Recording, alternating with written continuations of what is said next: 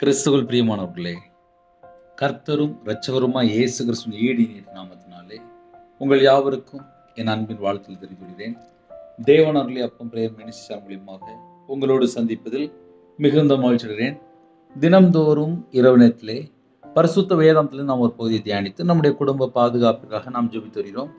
தூங்கும் முன்பாக கேளுங்கள். எபேசியர் 2 அதிகாரம் 10 வசனத்திலே, ஏனெனில் நற்கிரியைகளை செய்கிறதற்கு நாம் கிறிஸ்து இயேசுவுக்குள் சிருஷ்டிக்கப்பட்டு தேவனுடைய செய்கையாய் இருக்கிறோம். அவைகளில் நாம் நடக்கும்படி அவர் முன்னதாக அவைகளை ஆயத்தம் பண்ணி இருக்கிறார். ஹல்லேலூயா. முன்னதாக அவைகளை ஆயத்தம் பண்ணி இருக்கிறார். நம்மளை எதுக்காக உருவாக்கினார், நம்ம என்ன செய்ய வேண்டும் என்பதை மாத்திரம் நாம் சற்று ஆராய்ந்து பார்க்கணும். ஏன்னா காலம் கடைசியா இருக்கு. இந்த கடைசி காலத்துல வேக வேகமா நம்ம எல்லாரும் ஓடுறோம். ஆனா நிறைய குடும்பத்திலே துர்க்கிரியை செய்து கர்த்தரை விட்டு தள்ளி போய் சாபத்துக்குள்ள சிக்கி கொள்றாங்க. ஒரு குடும்பம் ஏன் கஷ்டப்படுது அப்படின்னா, உபாகமம் 28 அதிகாரம் 20 வசனத்திலே தெளிவு எழுதப்பட்டிருக்கு. நிறைய குடும்பத்துல கையில பைபிள் எடுத்து வாசிக்காம இருக்கிறதுனால பல சூழ்நிலை கர்த்தரை விட்டு தள்ளி போயிருந்தாங்க.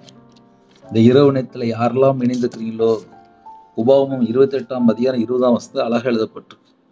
ஒரு மனுஷன் கர்த்தரை விட்டு விலகியாச்சு அப்படின்னாலே துர்க்கிரியை செய்யறான்னு சொல்லி போட்டிருக்கு. என்னை விட்டு நீ விலகி செய்து வருகிற உன் துர்க்கிரிய நிமித்தம் சீக்கிரத்தில் கெட்டு போய் அழிய மட்டும் நீ கையிட்டு செய்கிற எல்லாவற்றிலும் கர்த்தர் உனக்கு சாபத்தையும் சஞ்சலத்தையும் கேட்டையும் வர பண்ணுவார். கர்த்தரை விட்டு தள்ளி போனால் சாபம், சஞ்சலம், ஆபத்து, 3 பாயிண்ட் இருக்கு. இதெல்லாம் எப்போ வருது அப்படின்னா, துர்க்கிரியை செய்தால்.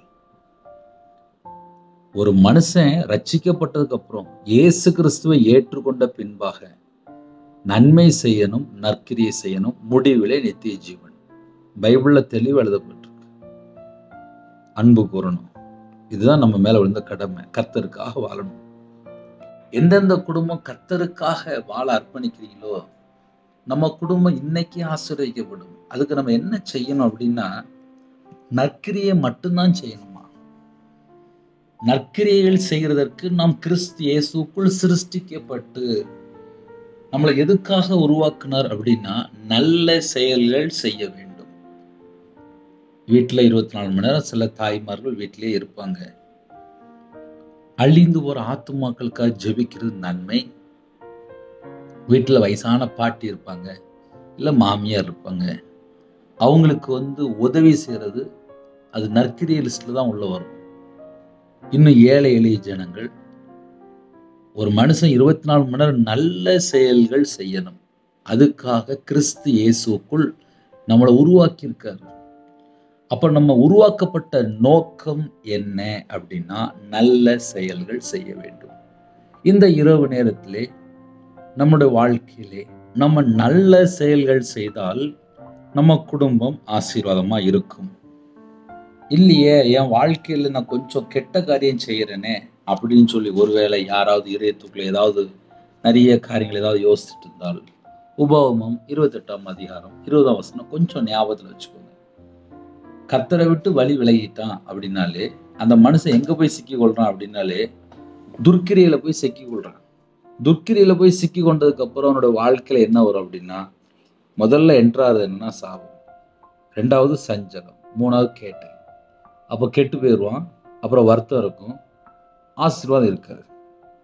கர்த்தர் உனக்கு சாபத்தையும் சஞ்சலத்தையும் கேட்டையும் வர பண்ணுவார். கர்த்தரை விட்டு தள்ளி போகும்போது ஆட்டோமேட்டிக்கா அவன் தண்டனைக்குள்ள போயிடுறான்.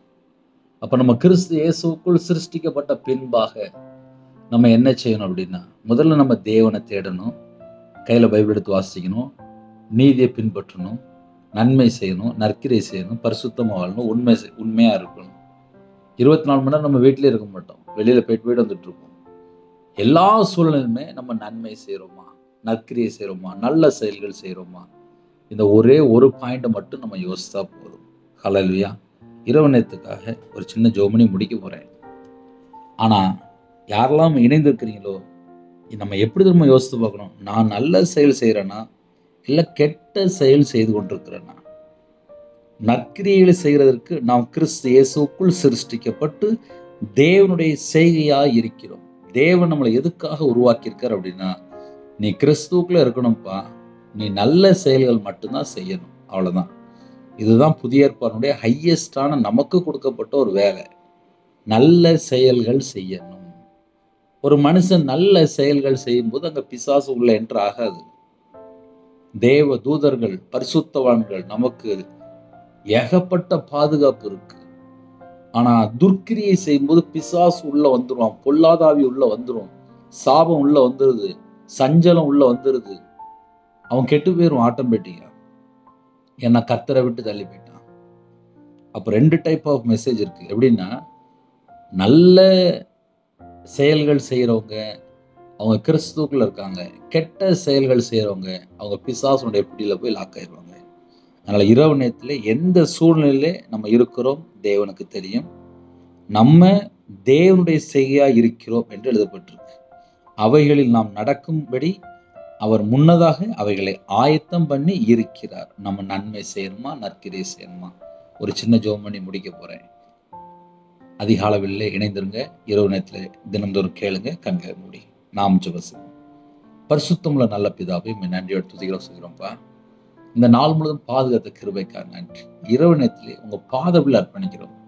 எங்கள் இதயத்துக்குள்ள நாங்கள் என்ன யோசிக்கிறோம் கர்த்தருக்கு தெரியும். கர்த்தருடைய கரத்தில் அர்ப்பணிக்கிறோம். சிறுபிள்ளை முதல் கொண்டு முதியோர் எல்லாரையும் கர்த்தருடைய கரத்தில் அர்ப்பணிக்கிறோம். யாரெல்லாம் தங்களை தாழ்த்துறாங்களோ எல்லா குடும்பம் இயேசு கிறிஸ்து நாமத்தில் ஆசீர்வதிக்கப்படும். பலவீனங்களை திறந்து ஆசீர்வதிங்க, பண்டகங்களை திறந்து ஆசீர்வதிங்க. இரவு நேரத்தில் ஜெபிக்கிற குடும்பத்தை ஆசீர்வதிங்க. இந்த நாள் முழுவதும் பாதுகாத்த கிருபைக்காக நன்றி. நைட் நேரத்தில் பலவீனத்தோடு யாரெல்லாம் ஜெபிக்கிறோம் பலவீனத்தை நீக்கி பரிபூர்ணமான சுகம் தந்து தீர்காயுசு தந்து ஆசீர்வதிங்க. நைட் ஷிஃப்ட்ல யாரெல்லாம் இருக்கிறாங்களோ, நைட்டு டியூட்டியில் யாரெல்லாம் இருக்கிறாங்களோ, நைட்டு டிரைவிங் லைன்ல யாரெல்லாம் இருக்கிறாங்களோ எல்லாரையும் கர்த்தர் தொட்டு ஆசீர்வதிங்க. உங்க பிள்ளைகளோட கர்த்தர் கூட இருங்க. இந்த நாள் முழுவதும் பாதுகாத்த கிருபைக்காக நன்றி. இரவு நேரத்தில் இன்பமான தூக்கம் தாங்க. வரக்கூடிய காரியத்தை வெளிப்படுத்துவது தேவையில்லை சொப்பனங்கள் எல்லாவற்றையும் விளக்கிடுங்க. சிறுபிள்ளைகள் முதற்கொண்டு முதியோரை எல்லாரையும் வேலை அடைத்து பாதுகாத்துருங்க.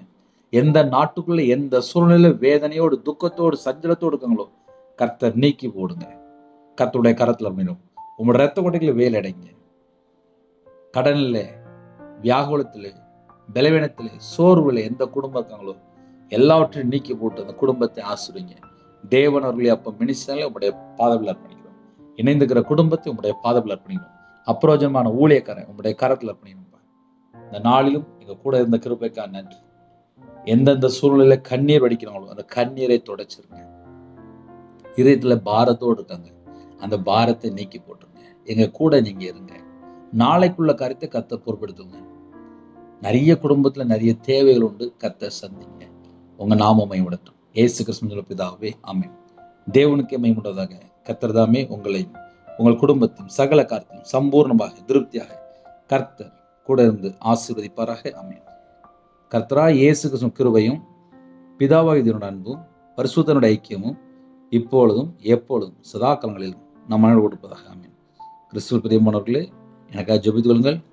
கர்த்தர் உங்களையும் உங்கள் குடும்பத்தையும் பரிபூர்ணமாக ஆசீர்வதிப்பாராக. God bless you. Thanks for watching. Please subscribe our channel. Click the like and share. Click the bell. God bless you.